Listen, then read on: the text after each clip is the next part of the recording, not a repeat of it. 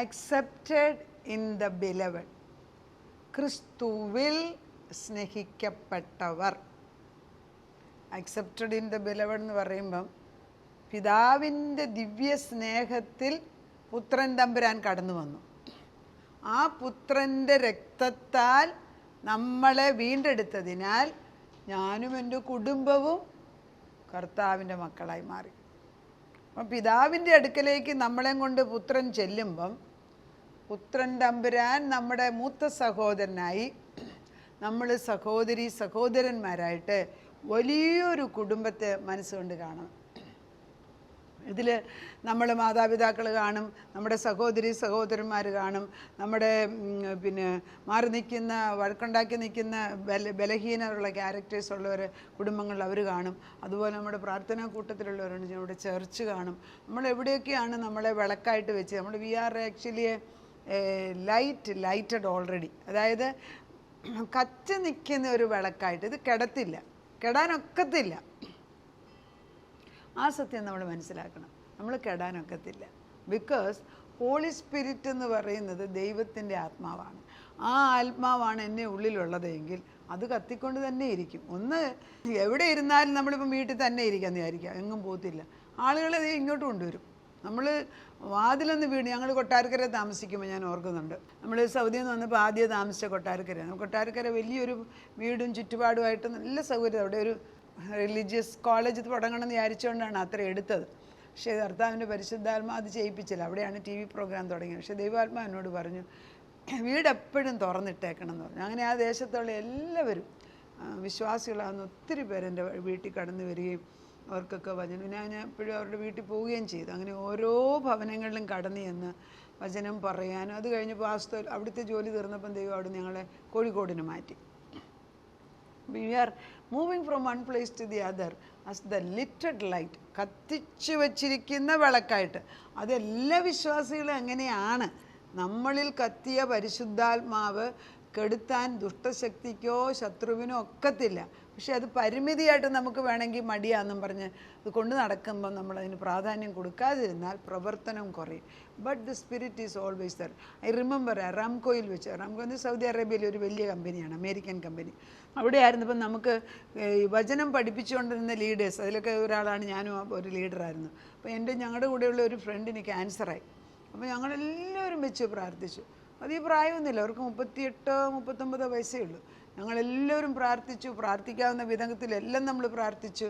നമ്മളെല്ലാവരും വിചാരിച്ചു ആ സ്ത്രീയെ എത്ര അവസാന നിമിഷത്തിനും ജീവിച്ച് തിരിച്ചു വരും നമ്മളെല്ലാവരും ആഗ്രഹിച്ചു. പക്ഷെ അത് നടന്നില്ല. നമ്മുടെയൊക്കെ വിശ്വാസത്തെ ചിലപ്പോൾ ചോദ്യം ചെയ്യും, ഇത്രയും പേര് വിശ്വസിച്ച് ഇത്രയും നല്ല സ്ത്രീ. പക്ഷേ ഇന്ന് ഞാൻ തിരിച്ചു നോക്കുമ്പോൾ ആ ഭർത്താവ് ഒരു ബ്രിട്ടീഷുകാരനായിരുന്നു. അയാൾ ആ മക്കളെയും കൊണ്ട് തിരിച്ച് ഇംഗ്ലണ്ടിൽ അങ്ങ് തിരിച്ചു പോയി. They are doing very well. I think remarried. ആ ടൈമിൽ നമ്മുടെ ഹൃദയത്തിൽ എന്തുമാത്രം നെഗറ്റീവ് തോട്ട്സ് ഇങ്ങനെ വരും. എന്തുകൊണ്ട് ചോദ്യങ്ങളാണ്, എന്തുകൊണ്ട്. പക്ഷെ ദൈവത്തിൻ്റെ പ്ലാൻ ആർക്കറിയാം? കർത്താവ് ജീവിച്ചാലും മരിച്ചാലും നമ്മൾ അവൻ്റെ കൂടെ ആണ് എന്ന് കാണുന്നെങ്കിൽ നമ്മുടെ കാഴ്ചപ്പാടിന് വ്യത്യാസം വരണമെങ്കിൽ മെച്യൂരിറ്റി വരണം. അതായത് നമുക്കൊരു പക്വതയുള്ള വിശ്വാസം വരണം. അതല്ല എങ്കിൽ ദൈവം തന്നില്ല. പലരുടെ അവിശ്വാസത്തിൻ്റെ റീസൺ, ഞാൻ ചോദിച്ചിട്ട് ദൈവം തന്നില്ല, ഈ ദൈവത്തെ എനിക്ക് വേണ്ട. ഒരാളുടെ ഭർത്താവ് മരിച്ചുപോയി, ആ സ്ത്രീ പറഞ്ഞു ഞങ്ങൾ നന്നായിട്ട് ജീവിച്ചിട്ട് ദൈവം പ്രാർത്ഥന കേട്ടില്ല, ഇനി എനിക്ക് ഈ ദൈവത്തെ വേണ്ട. എവിടെ ഓടാനാ? അൾട്ടിമേറ്റ്ലി തിരിച്ചു വരും.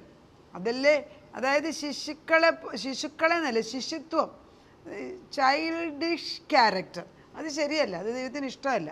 അത് മാറിപ്പോണം. ഞാൻ എടുക്കുന്ന വചന എഫേസ്യർക്ക് എഴുതിയ ലേഖനം 1:4 നാം തൻ്റെ സന്നിധിയിൽ വിശുദ്ധരും നിഷ്കളങ്കരും ആകേണ്ടതിന് അവൻ ലോകസ്ഥാപനത്തിനു മുൻപേ നമ്മെ അവനിൽ തിരഞ്ഞെടുക്കുകയും തിരഹിതത്തിൻ്റെ പ്രസാദപ്രകാരം യേശുക്രിസ്തു മുഖാന്തരം നമ്മെ ദത്തെടുക്കേണ്ടതിന് അവൻ പ്രിയനായവനിൽ നമുക്ക് സൗജന്യമായി നൽകിയ തൻ്റെ കൃപാമഹത്വത്തിൻ്റെ പുകഴ്ചയ്ക്കായി സ്നേഹത്തിൽ നമ്മെ മുൻനിയമിക്കുകയും ചെയ്തിരിക്കുന്നത്. മുൻനിയമിക്കുക അല്ലെ പ്രീ ഡിസ്റ്റൈൻഡ്, അത് പിതാവിൻ്റെ അടുക്കലാകുമ്പോൾ നമുക്കത് മനസ്സിലാകും.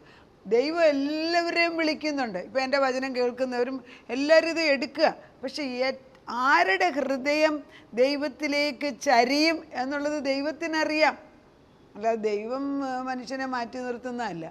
നമ്മൾ ചിലരുണ്ടല്ലോ എന്നാ പറഞ്ഞാലും എനിക്ക് വേണ്ട, അൾട്ടിമേറ്റ്ലി ഗതികേടറ്റ അവസ്ഥയിൽ തിരിച്ചു വരും ദൈവം തിരഞ്ഞെടുത്താണെങ്കിൽ. പക്ഷെ എന്തിനാണ് അങ്ങനെ വഴക്കുണ്ടാക്കുന്നതിന് പകരം നേരത്തെ ഇങ്ങനെ ദൈവത്തിലേക്ക് വന്നാൽ എന്തെളുപ്പമാണ്. We can really live useful life for God, ഇല്ലേ? ദൈവത്തിന് പ്രയോജനമുള്ള. അപ്പം ദൈവം പറയുന്നത് we are accepted in the beloved. അതായത് ആ വാക്യം വളരെ പ്രധാനമാണ്. അവൻ പ്രിയനായവനിൽ നമുക്ക് സൗജന്യമായി നൽകിയിരിക്കുന്ന കൃപാമഹത്വം. നമ്മളെ ദത്തെടുത്തതിൻ്റെ റീസൺ പിതാവാം ദൈവത്തിൻ്റെ പ്രിയപുത്രനാകുന്ന ക്രിസ്തുവിൽ എന്നെ കണ്ടു കഴിഞ്ഞിരിക്കുന്നു. അത് സിമ്പിളായിട്ട് പറഞ്ഞെങ്ങനെയാണെന്ന് ചോദിച്ചാൽ, ഇപ്പോൾ എൻ്റെ മോൻ ഇപ്പം എറണാകുളത്തുണ്ട്. അവന് ഒരാളെ പറഞ്ഞു വിടും, മമ്മി എൻ്റെ ഫ്രണ്ട് ഇങ്ങോട്ട് വരികയാണ്, അവർക്ക് വേണ്ടതെല്ലാം ചെയ്തു കൊടുക്കണം എന്ന് പറഞ്ഞു വിട്ടാൽ അവർ വന്ന ഉടനെ നമ്മൾ പിന്നെ ആ മകൻ പറഞ്ഞു വിട്ടതുകൊണ്ട് ഒക്കെ അവർ പറയുന്ന പോലെ നമ്മൾ ചെയ്ത് ന്യായമായത് എല്ലാം ചെയ്ത് സന്തോഷിപ്പിച്ച് വിടും. കാരണം നമ്മൾ റെപ്രസെൻ്റ് വിട്ടയാളിൻ്റെ പ്രസക്തിയാണ്. അങ്ങനെയെങ്കിൽ പിതാവാം ദൈവം തൻ്റെ പുത്രനാകുന്ന, അതായത് അവൻ പ്രിയനായവനാകുന്ന യേശുവിനെ ഭൂമിയിലേക്ക് പറഞ്ഞയച്ചത് എൻ്റെ ഈ വചനം കേൾക്കുന്ന ഓരോ വ്യക്തിയും അത് സ്വീകരിക്കുമെന്നും അവരെ ദത്തെടുത്തതെന്നുള്ള ബോധം അവർക്കുണ്ടാകുമെന്നും പിതാവിനറിയാമായിരുന്നു. പിതാവാം ദൈവം താൻ സ്നേഹിച്ച പുത്രനെ ഭൂമിയിലേക്ക് പറഞ്ഞയച്ചത് കുറച്ച് പേരെങ്കിലും പിതാവിനെ മാനിക്കും, പിതാവ് പറഞ്ഞത് വിശ്വസിക്കും, പിതാവ് കൊടുക്കേണ്ട മഹത്വം പുത്രന് കൊടുക്കുമെന്നും അതിന്മൂലം നമ്മളും പുത്രൻ്റെ പദവിയിലേക്ക് കയറുമെന്ന് പിതാവിന് ഉറപ്പുണ്ടായിരുന്നു. ഉറപ്പും ധൈര്യവുമുള്ളവനായിരിക്കാം. ഉറപ്പ്. അത് ഇതൊക്കെ ദൈവത്തിൻ്റെ ആത്മാവെന്ന് പറയുന്നത് ഈ അങ്ങേയറ്റം സ്നേഹം എന്നൊരു 10,000 വട്ടം പറയണം. ദൈവസ്നേഹം, ആ വിശുദ്ധ സ്നേഹം കൊണ്ട് നമ്മളെ അങ്ങനെ കെട്ടിപ്പിടിക്കുന്ന ഒരു ഫീലിംഗ് ഇത് പറയണം. നമ്മുടെ പുറകിൽ വന്നിട്ട് ബെയർ ഹഗ് പോലെ നമ്മളിങ്ങനെ കെട്ടിപ്പിടിച്ചിട്ട് പിതാവ് സ്നേഹിക്കുന്നത് കണ്ടാൽ, പുത്രൻ തമ്പുരാനെ അയക്കുന്നെന്നറിയാൻ നമ്മൾ ഓടിച്ചെന്ന് പുത്രനെ സ്വീകരിച്ച് വീട്ടിലിരുത്തും. കാരണം ഇത് പിതാവിൻ്റെ റെപ്രസെൻറ്റേഷനാണ്. അത് മനസ്സിലാക്കുമ്പോൾ അതുകൊണ്ടാണ് ഈ വാക്യത്തിന് പ്രസക്തി. പിതാവാം ദൈവം പുത്രൻ ആരാണ്? തൻ്റെ സന്നിധിയിൽ ആരാണ്? എന്താ എഴുതിയിരിക്കുന്നത്? തൻ്റെ സന്നിധിയിൽ വിശുദ്ധര്, നിഷ്കളങ്കര്, പിന്നെന്തുവാ, ലോകസ്ഥാപനത്തിനു മുമ്പേ തിരഞ്ഞെടുത്തവര്, ദത്തെടുത്ത മക്കള്, അവൻ പ്രിയനായ ക്രിസ്തുവിൽ നമ്മളെ അഭിഷിക്തരാക്കിയവര്, നമ്മൾ കൃപാസനത്തിലേക്ക് ഓടി വന്നിട്ട് നമ്മളെ ദൈവസ്നേഹത്തിൽ മുൻനിയമിച്ചവരാണെന്നും അറിഞ്ഞുകൊണ്ട് അപ്പൻ്റെ അടുക്കിലേക്ക് ഓടി വരണം. ഇതുവരെ കണ്ടു കിട്ടാത്ത അപ്പനെ തിരിച്ചു കിട്ടിയതുപോലെയുള്ള സന്തോഷത്തിൽ അപ്പനും മക്കളും കൂടെ മാറി താമസിക്കുന്നവരില്ലേ? ചില സാഹചര്യം മൂലം മക്കൾക്ക് അപ്പനെ കാണാൻ ഒക്കുന്നില്ല. ആരുടെയും കുഴപ്പമല്ല, പിശാചിൻ്റെയോ ദൈവത്തിൻ്റെയോ. എന്തിനാ പിശാചിന് ഒത്തിരി പ്രാധാന്യം കൊടുക്കണ്ട? ദൈവം തന്നെ ചിലപ്പം നമ്മൾ ഈ പഴയ നിയമത്തിൽ ബാബിലോണിയൻ ക്യാപ്റ്റിവിറ്റിയിൽ അമ്മയപ്പന്മാരിൽ നിന്ന് മാറി താമസിക്കുന്ന മക്കളെയൊക്കെ ദൈവം എടുത്തു നിന്ന് യാക്കോബിൻ്റെ മകനാകുന്ന ജോസഫിനെ കുറേ നാളത്തേക്ക് മാറ്റി നിർത്തിയില്ലേ? എന്നാൽ അവരെ തിരിച്ചു കൊണ്ടിരുന്ന കാണാം. അതുപോലെ പിതാവിനെ നമ്മൾ തിരിച്ചറിയുന്ന ഒരു ദിവസമാക്കി എന്ന് മാറ്റണം.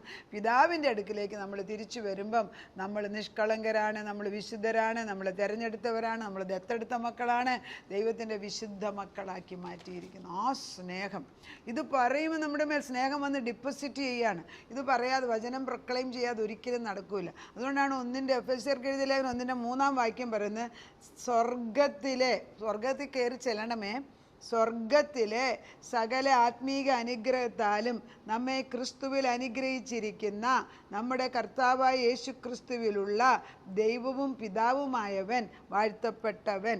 പിതാവാം ദൈവം വാഴ്ത്തപ്പെട്ടവനാണ്. ആ പിതാവാം ദൈവം സ്വർഗത്തിലുള്ള സകല അനുഗ്രഹങ്ങളാലും നമ്മളെ അനുഗ്രഹിച്ചു കഴിഞ്ഞിരിക്കുന്നു. അനുഗ്രഹിക്കപ്പെട്ട മക്കളാണെന്ന് എനിക്ക് നിങ്ങൾക്ക് ഉറപ്പാണ്. എന്നെ അനുഗ്രഹിച്ചതാണ്, എൻ്റെ അപ്പൻ എന്നെ അനുഗ്രഹിച്ചതാണ്. അതായത് ഒരു നിയർ ഡെത്ത് എക്സ്പീരിയൻസ്, ഒരാൾ ചെറുപ്രായത്തിൽ പെട്ടെന്ന് ആക്സിഡൻറ്റ് മൂലം മരിച്ചുപോയി. അപ്പം മരിച്ചു കഴിഞ്ഞപ്പം ഈ മരിച്ച ആളുടെ ആത്മാവിനെ ദൈവം തമ്പുരാൻ ദൈവദൂതന്മാരെ കൊണ്ട് സ്വീകരിക്കുന്ന ഒരു ഭാഗമുണ്ട്. അപ്പോൾ അവർ പറയുകയാണ്, അവിടെ ചെന്ന് കഴിഞ്ഞപ്പോഴത്തേക്ക് ഈ ദൂതഗണങ്ങളും എല്ലാം വിശുദ്ധന്മാരും എല്ലാം സ്നേഹത്തോടെ ഉൾക്കൊണ്ടപ്പോൾ ദെർ വാസ് നോ ജഡ്ജ്മെൻറ്റ്. അവരെ വിധിക്കുന്ന ഒരു കണ്ണല്ല. നമ്മൾ വിധിക്കുന്ന കണ്ണോടെ നോക്കാതിരിക്കാൻ പഠിക്കണം. വിധിക്കുന്ന കണ്ണല്ല, ഇന്നസെൻ്റായിട്ടുള്ള സ്നേഹത്തിൻ്റെ കണ്ണുകളിൽ നോക്കാനുള്ള കൃപ കിട്ടണമെങ്കിൽ പിതാവ് നമ്മളിൽ വരണം, പുത്രൻ വരണം, പരിശുദ്ധാത്മാവ് വരണം. ഉണ്ടോ? ഇല്ലെങ്കിൽ ഉണ്ടാകണം. ഇത് വളരെ അനുഗ്രഹിക്കപ്പെടും. അപ്പം നമ്മൾ മനസ്സിലാക്കണം, നമുക്കൊരു വലിയ സ്പിരിറ്റ് ഉണ്ട് ചെറിയ ബോഡിയിൽ.